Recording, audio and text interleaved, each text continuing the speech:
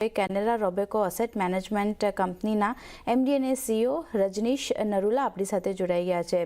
रजनीश जी, स्वागत है आपका सीएनबीसी बाजार पर। और सबसे पहले सर यही जानना चाहेंगे कि आईपीओ की बेसिक डिटेल्स क्या रहेगी, प्राइस बैंड क्या है, date, size, purpose, fund of utilization आप कैसे और कहां पे करते हुए दिखेंगे सर? थैंक यू जी, आपने हमको मौका दिया आपके चैनल में आने का, थैंक यू। तो ये जो आईपीओ जो हो रहा है वो ओएफएस है, ऑफर फॉर सेल है, और दोनों प्रोमोटर्स जो हैं, जो कैनरा बैंक और ऑरिक्स कॉर्पोरेशन, दोनों डाइल्यूट करेंगे, दोनों मिला के 25% डाइल्यूट करेंगे पब्लिक को।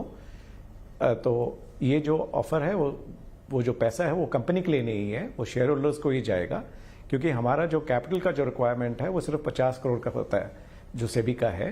तो हमारे को ज़्यादा कैपिटल नहीं चाहिए इस बिजनेस को चलाने के लिए, क्योंकि हमको ज़्यादा इन्वेस्टमेंट नहीं करनी पड़ती इंफ्रास्ट्रक्चर। हमारी इंटेलेक्चुअल प्रॉपर्टी होती है, जो बिजनेस हम लोग, जिस बिजनेस में हम लोग हैं, वो बेसिकली ह्यूमन कैपिटल के लिए हम ज़्यादा से ज़्यादा खर्चते हैं, उसके बाद इंफ्रास्ट्रक्चर पे थोड़ा खर्चते हैं। लेकिन तो हमको पैसे की ज़रूरत नहीं है, ये पैसा सिर्फ ओएफएस शेयर होल्डर्स, दोनों शेयर होल्डर्स कैनरा बैंक और ऑरिक्स को जाएगा। जी सर, और अगर बिजनेस मॉडल की बात करें तो यहाँ पे कुछ आप डिटेल शेयर कर पाए तो कंपनी का ओवरव्यू क्या रहेगा सर? हाँ, तो हमारा जो बिजनेस मॉडल है वो ज़्यादातर इक्विटी फोकस्ड है। हमारा 91% जो एयूएम है वो इक्विटी में है। ये इसलिए क्योंकि हम लोग मानते हैं कि इक्विटी ही मार्केट में लिक्विडिटी काफ़ी है। ये लेसन हमको लर्न करने को मिला जब लीमन ब्रदर्स क्राइसिस हुआ, जहाँ फिक्स इनकम में थोड़ी दिक्कत आई थी लोगों को मार्केट में। तो हमने अपना मॉडल बिल्कुल बदल दिया उसके बाद, और हम लोग इक्विटी फोकस्ड हो गए हैं और रिटेल ज़्यादा। तो हमारे पास 5 मिलियन फोलियोज हैं, पूरा रिटेल है, B30 में हमारा बहुत अच्छा बिजनेस है। तो हमारा मॉडल जो है वो इक्विटी फोकस्ड है, हम लोग इक्विटी फंड हाउस हैं ज़्यादा से ज़्यादा।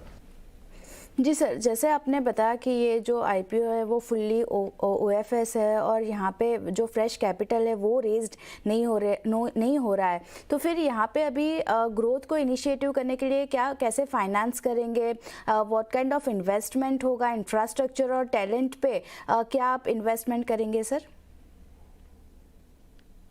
हाँ, आपने ये बहुत बढ़िया सवाल किया। हमारा ज़्यादा से ज़्यादा इन्वेस्टमेंट जो होता है वो ह्यूमन कैपिटल या टैलेंट में होता है, इंफ्रास्ट्रक्चर टेक्नोलॉजी में होता है, और आप ब्रांचेस नेटवर्क एक्सपेंड करने में होता है। ये 3 मेन जगह होती है जहां हम लोग ज़्यादा स्पेंड करते हैं।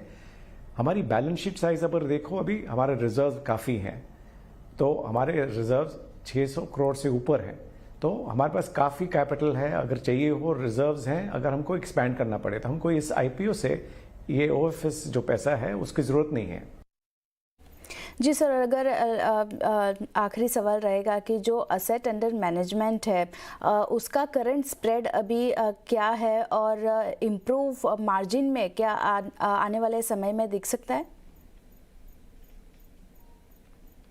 ये मार्जिन्स बहुत महत्वपूर्ण रखता है हमारी बिजनेस में, लेकिन सबसे जो इम्पोर्टेंट चीज़ हमारे लिए होती है वो पीएटी होती है, प्रॉफिट आफ्टर टैक्स। मैं आपको ये एक्सप्लेन करता हूँ क्यों।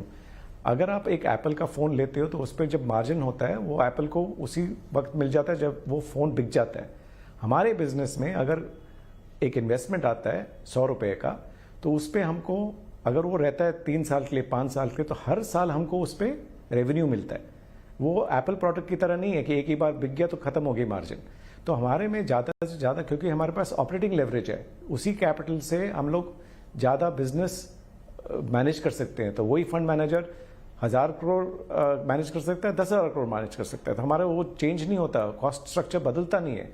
तो हमारी लेवरेज बहुत है इस बिजनेस में। So margins are important and we focus on it and we try and keep an eye on that. उसी के साथ रजनीश सर, शुक्रिया हमारे साथ जुड़ने के लिए, सारी डिटेल्स शेयर करने के लिए सर। तो જે રીતે આપણે જોયું, ખાસ કરીને કેનરા રોબેકો એસેટ મેનેજમેન્ટ કંપનીના એમડી અને સીઈઓ આપણી સાથે જોડાયેલા હતા અને આ આઈપીઓ ખાસ કરીને 9 ઓક્ટોબરથી 13 ઓક્ટોબર સુધી ખુલ્લો અહીંયાથી રહેતો દેખાઈ રહ્યો છે, જેની પ્રાઇસ બેન્ડની ડિટેલ તમારી સ્ક્રીન પર આવતી દેખાઈ રહી છે, તો ધ્યાન રાખવાનું રહેશે। પણ એ સાથે જ